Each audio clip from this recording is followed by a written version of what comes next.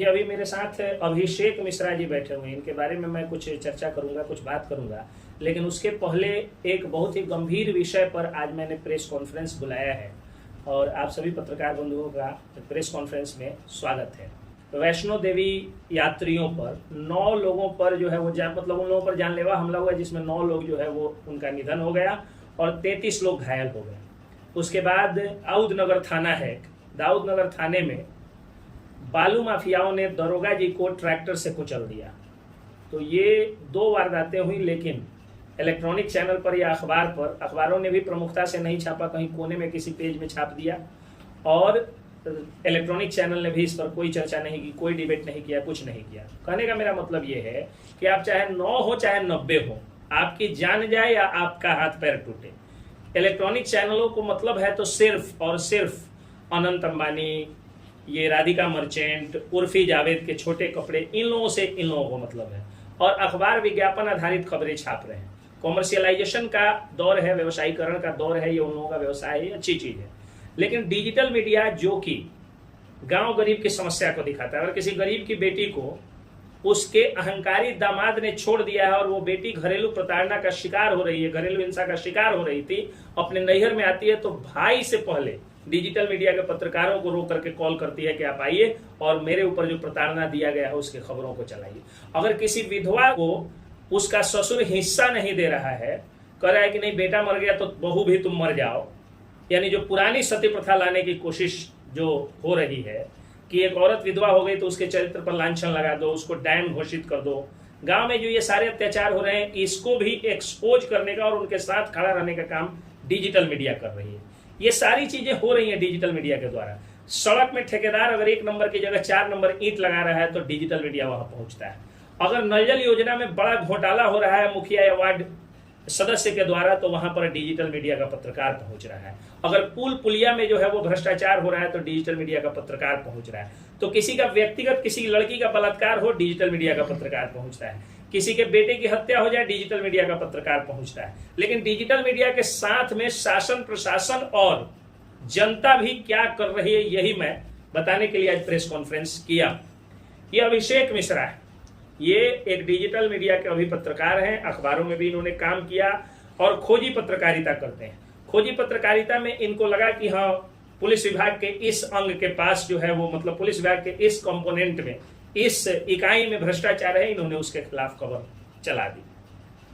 जिले के जाबाज और ईमानदार एसपी महोदय ने उसको जो है उन चीजों को देखा। अब जो भ्रष्ट निचले स्तर के कर्मचारी थे उनको डर हो गया कि कहीं अभिषेक मिश्रा हमको सस्पेंड न करा दे, लाइन हाजिर न करा दे। इनके खबरों का शुरू से व्यापक असर भी रहता है। अब हुआ क्या कि एक महिला, एक विधवा औरत फोन करती है एक मुजफ्फरपुर के डिजिटल मीडिया के जर्नलिस्ट को कि देखिए मेरे साथ मेरे ससुर जी प्रताड़ना करते हैं, बार बार मारते हैं, पीटते हैं, मेरे बच्चे को भी मारते हैं और हमको खाना तक बंद कर दिए हैं, गैस चूल्हा नहीं दे रहे हैं, राशन में जो है वो ताला मार के रखे हैं कि हम मर जाएं। अब वो औरत जो है वो घरेलू प्रताड़ना का शिकार होकर एक मुजफ्फरपुर के जर्नलिस्ट को फोन करती है। मुजफ्फरपुर के जर्नलिस्ट कहते हैं कि जब आप रक्सौल से हैं और वहाँ रक्सौल एरिया से हैं और वहाँ अगर अभिषेक मिश्रा हैं तो आप उन्हीं को फोन कर दीजिए। अभिषेक मिश्रा को फोन आता है, अभिषेक मिश्रा अखबार में पहले छाप देते हैं। उसके कुछ दिन बाद फिर प्रताड़ना होती है, ये जाते हैं न्यूज कवर करने, इनके बाइक को जला दिया जाता है। बाइक को जब जलाया जाता है तो ये फोन करते हैं थाने को, 112 आता है, इनको बचा के ले जाता है। थाना में ये आवेदन देते हैं तो उल्टा जो प्रताड़ना करने वाले लोग हैं वो लोग भी इनके खिलाफ आवेदन देते हैं। तो जिनकी बाइक जली है पहले केस उनका दर्ज होना चाहिए, लेकिन चूंकि इन्होंने थाने के खिलाफ भी छापा था इसलिए थाना ने क्या किया कि इनके खिलाफ ही एफआईआर पहले दर्ज कर दिया और जो रियल में इनके साथ हुआ था इनका वाला केस जो है वो काउंटर केस बना दी, मतलब काउंटर केस हो गया वो। अब चूंकि ये थाना के रडार पे थे, एक और बच्ची का जो है वो खबर चलता है कि उसके पिता जो है वो गलत ढंग से किसी अभियुक्त के ऊपर जो है वो केस कर किसी को अभियुक्त बना दिए। मामला प्रेम प्रसंग का है। इन्होंने कहा कि भाई देखिए किसी को गलत मत फंसाइए, हम पत्रकार हैं, जब तक ईमानदारी से पत्रकारिता कर रहे हैं कोई भी आदमी गलत नहीं फंसाया जाना चाहिए। लेकिन उल्टा इनके ऊपर जो है वो रंगदारी मांगने का केस जो है थाने से दर्ज कर दिया गया। पहले से 10-10 मुकदमे इन पर दर्ज है। एंटीसिपेटरी बेल में बाहर से बाहर बेल कराते गए। अचानक क्या हुआ कि एक दिन पता चलता है कि इनको जो है वो गिरफ्तार कर लेती है पुलिस, रात को गिरफ्तार करती है। पहले से भी रेड पड़ रहा है इनके ऊपर, जैसे आतंकवादी के घर पे रेड पड़ता है उस तरह से। उसके बाद क्या होता है कि इनको अरेस्ट किया जाता है, अरेस्ट करके भेज दिया जाता है जेल। जेल भेज के 2-2 और केस में रिमांड कर दिया जाता है। सोचिए 10 मुकदमे पहले से और 3 मुकदमा और में रिमांड कर दिया जाता है। लेकिन मैं शुक्रिया अदा करता हूं, नतमस्तक हूं उस माननीय न्यायालय का, जिन्होंने मेरी प्रार्थना को स्वीकार करते हुए और न्याय किया, इनको बेल दे दिया सभी 3 के 3 मामलों में। अब सवाल यह बनता है, मनदीप यादव बहुत अच्छी पत्रकारिता करते हैं, सड़क में भ्रष्टाचार 4 नंबर का ईंट लगा रहा था ठेकेदार, वो गए उस पर जो है वो खबर चलाने, तो ठेकेदार उन पर आरोप लगा दिया कि हमारे मजदूर से सोना का चैन छीन लिए और 20,000 रुपये रंगदारी मांग रहे हैं। एक तो मजदूर से पागल आदमी 20,000 रुपये रंगदारी मांगेगा, छीन लेगा, नहीं छीन लिया, 20,000 रुपये छीन लिया। और मजदूर अगर देश का सोने का चेन पहनने लगे तो मुझे लगता है कि मोदी जी को इतनी कम सीटें नहीं आती। मोदी जी तो देश को विश्व गुरु कौन कहे कि पूरे ब्रह्मांड में सबसे अमीर बना दिए, जाके भारत का मजदूर भी 60,000 70,000 का चेन पहनता है। यानी फर्जी मुकदमा मनदीप यादव के ऊपर किया गया। मैं फिर गया, माननीय न्यायालय से गुहार लगाया, माननीय न्यायालय में उसमें भी न्याय किया और उनको बेल मिल गया। फिर एक और केस उन पर कर दिया गया, उन पर भी 8-10 किता मुकदमा कर दिया गया। अब एक किता केस किया गया है जिसमें वो एक जगह एडमिनिस्ट्रेटिव फेलियर था, प्रशासनिक जो है वो चूक थी, वो जाते हैं और जाके खबर दिखा देते हैं। कहा जा रहा है कि दंगा भड़काने आए थे, जबकि उस खबर के बाद दंगा कौन कहे कि एक सिंगल पुआल खेत खलियान नहीं जला, जब किसी का रोम मतलब बाल नहीं एक टूटा, रोमा जिसको कहा जाता है, तो फिर वो दंगा भड़काने की धारा उन पर कैसे लग गई, कैसे वर्ग संघर्ष कराने की धारा 153 भी लग गई। कुल मिलाकर के बात यह है कि सब पर मुकदमा हो रहा है। मनीष कश्यप जो डिजिटल मीडिया के एक तरह से पुरोधा है, उनके ऊपर आप देखिए कितना मुकदमा किया गया, एनएसए तक लगाया गया। जब एनएसए क्वेश्चन हो गया, जब 4 के चारों मुकदमे में उनको क्लीन चिट मिल गई, क्या चुनाव प्रचार करने गए, चुनाव प्रचार के दौरान उन पर मुकदमा कर दिया गया। इतना सारा क्रिमिनल एंटीसीडेंट था, बेल नहीं मिलता। हमने गुहार लगाया माननीय न्यायालय का धन्यवाद कि माननीय न्यायालय ने उनको भी बेल दिया, मनीष कश्यप को। और तो और गरीब घर में पैदा हुए पंडित, जिस धारा में उन पर केस की गई थी उसकी चर्चा भी मैं खुलेआम नहीं कर सकता हूं, गंदा आरोप उन पर लगाया गया था, लेकिन मैंने बेल फाइल किया। माननीय न्यायालय का धन्यवाद कि माननीय न्यायालय ने उसमें भी देखा कि ये इस व्यक्ति को बेल मिलना चाहिए और बेल उनको भी मिला। लेकिन सवाल यह है कि कब तक ये सिलसिला चलेगा। आप राकेश तिवारी को जेल भेज दिए, आप नागेश सम्राट को जेल भेज दिए, आप मनीष कश्यप पर एनएसए लगा के 9 महीने तक कर दिए और बाद में उनको क्लीन चिट मिल जाती है। 9 महीने उस पत्रकार का कौन देगा। आप अभिषेक मिश्रा को 40 दिन लगभग ना 40 दिन लगभग जेल में गए, कौन अभिषेक मिश्रा का ये 40 दिन लौटाएगा। और क्या पाप किया है अभिषेक मिश्रा ने कि इनका एक मासूम बेटा और बेटी जो स्कूल में पढ़ता था, फीस नहीं देने के कारण उसका नाम जो है वो काट करके हटा दिया गया। आज उसकी पढ़ाई अवरुद्ध हो गई है। ये जेल में कोई डाका डालने में गए थे, कोई हत्या किए थे, कोई बलात्कार किए थे, नहीं किए थे, फिर इनको क्यों जेल जाना पड़ा। खैर, ये सवाल प्रशासन से जो है जो मैं कोर्ट में करता हूं और कोर्ट जो है उसमें न्याय भी देता है, इसके लिए मैं कोर्ट के सामने नतमस्तक हूं।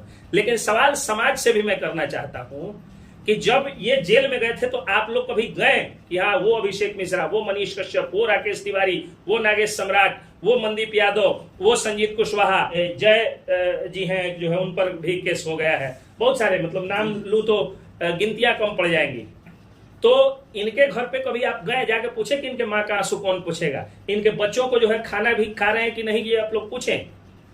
इनका बस ये दोष था ना कि ये 4 नंबर का ईंटा नहीं देख सकते थे, नल जल योजना में भ्रष्टाचार नहीं देख सकते थे, गलत पुल का निर्माण हो और आगे चल के वो कभी गिर जाए, एक्सीडेंट का सबक बने, ये नहीं देख सकते हैं। एक औरत, एक बुढ़िया औरत बेचारी आई थी इनके पक्ष में जो है वो बयान देने, जब सीट पे रोने लगी तो मेरा खून खौल रहा था, मेरी आत्मा रो रही थी।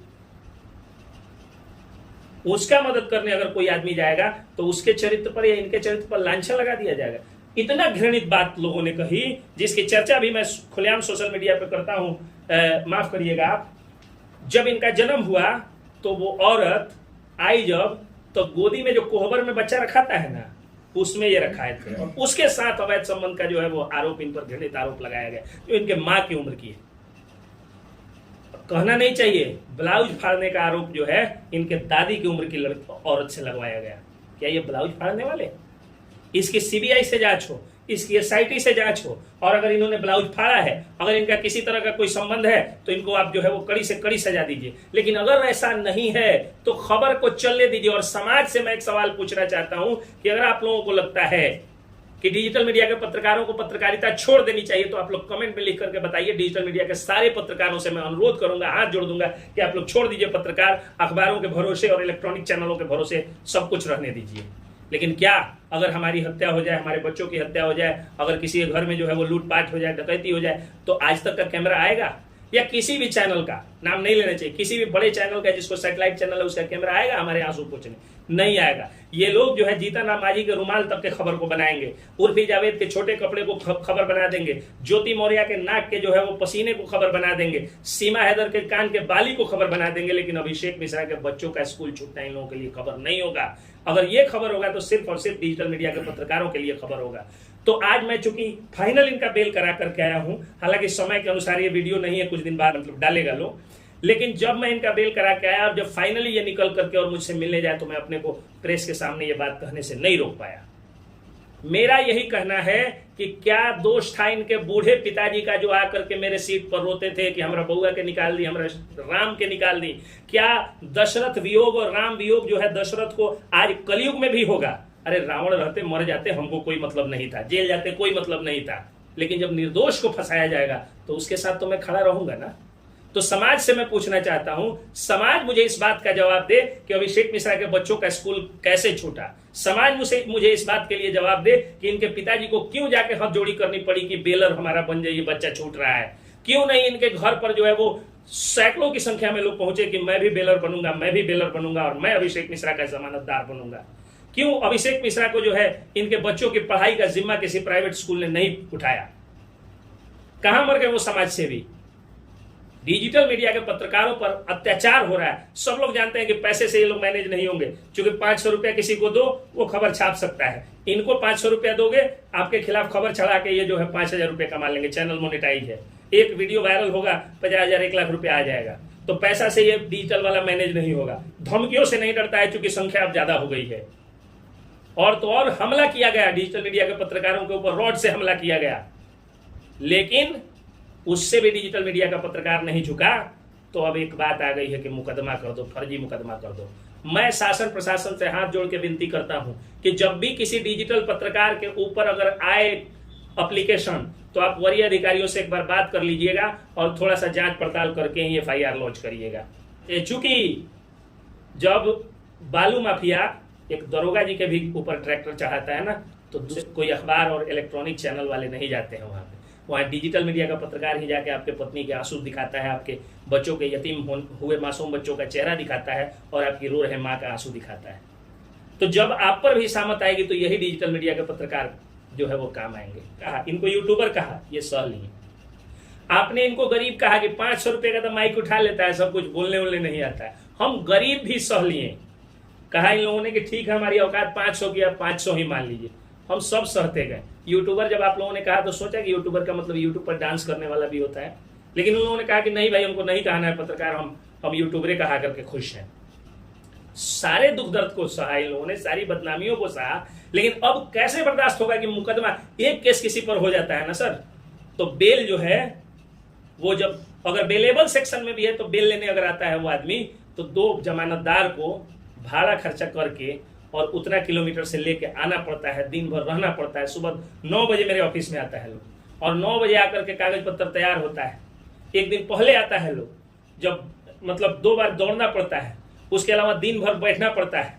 आज दिन भर बैठे हैं ये, फिर एक बार में जो है जमानत हो गई तो फिर तारीख ढोना पड़ता है, केस समाप्त करना पड़ता है, कई तारीखें पड़ती हैं। तो ठीक है ये अपराधी झेलेंगे ना, पत्रकार डिजिटल मीडिया के क्यों झेले? मैं समाज से ये सवाल पूछना चाहता हूं, और नहीं तो समाज से मेरी विनती है कि डिजिटल मीडिया के पत्रकारों का हाथ मजबूत करें और इनके साथ आप मुस्तैदी से खड़ा रहें। इनको जो है आप गरीब समझ के, इनको इनकी हिंदी कमजोर समझ के, भोजपुरी कमजोर समझ के, इंग्लिश कमजोर समझ के और इनको यूट्यूबर समझ के अगर आप खारिज करिएगा तो आप ही को अल्टीमेटली दिक्कत होगी। सही बात बोल रहा हूँ?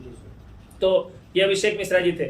इसी तरह मनदीप यादव जी पर अभी केस है, उनका भी जो है वो पिताजी के ऊपर भी केस, हाँ इनके पिताजी पर केस कर दिया गया। बूढ़े आदमी, 60 वर्ष की लगभग उम्र हुई, क्या दोष है उनका? मेरे बाबा जी जिला कोषागार से जब रिटायर किए हुए हैं, जिला का एक नाम चिन्ह पोस्ट होता है, जिला कोषागार के मतलब रजिस्ट्रार थे। और उनका बेटा, इनके पिताजी बुढ़ापे में बेचारे पर मुकदमा हो गया। क्या दोष है इनका, मैं पूछना चाहता हूँ। इसमें उन पुलिस पदाधिकारियों का, बड़े बड़े पुलिस के अफसरों का कोई दोष नहीं है। एसपी साहब ईमानदार है और जाबाज भी है, डीएसपी साहब भी अच्छे हैं, लेकिन ये लोकल स्तर के जो 500,000 रुपया घूस कमाने वाले लोग हैं, उनको दिक्कत होता है इन कैमरों से, जो हमारे सामने अभी आप लोग लगाए या इस मोबाइल फोन से, वो लोग ज्यादा चाहते हैं फंसाने का। लोकल स्तर के जनप्रतिनिधि इसमें विलेज पॉलिटिक्स करते हैं। तो आप लोगों से यही अपील है कि न्याय करिए डिजिटल मीडिया के पत्रकारों के साथ, नहीं तो आप कमेंट में कर दीजिए कि पत्रकारिता छोड़ दे। मैं वादा करता हूं, मेरे पीछे अभी जो है 7, 8, 10 लोग बैठे हुए हैं, ये सब लोग छोड़ देंगे। ये नामचीन बिहार के चेहरे बैठे हुए हैं, ये लोग छोड़ देंगे पत्रकारिता। आप लोग कमेंट करके बता दीजिए कि हाँ पत्रकारिता छोड़ देनी चाहिए, बस। जो है वो फर्जी मुकदमे के कारण देश में कई सारे लोगों ने आत्महत्या किए हैं और करते रहते हैं। तो अब वैसे में पत्रकारों के ऊपर, डिजिटल पत्रकारों भी, अगर अखबार वाले होते तो कहा जाता कि चलो विज्ञापन का मामला रहा हो, इलेक्ट्रॉनिक चैनल वाले होंगे तो कहा जाएगा कि कोई पार्टी पॉलिटिक्स का मामला हो। डिजिटल पत्रकार तो जनता के पत्रकार है ना भाई, उनके ऊपर फर्जी मुकदमा, ये गलत चीज है, नहीं होना चाहिए। और एक और चीज मैं आज प्रेस कॉन्फ्रेंस में ही क्लियर कर देता हूं, मैं एक एडवोकेट हूं। Article 19A gives us the power to freedom of speech.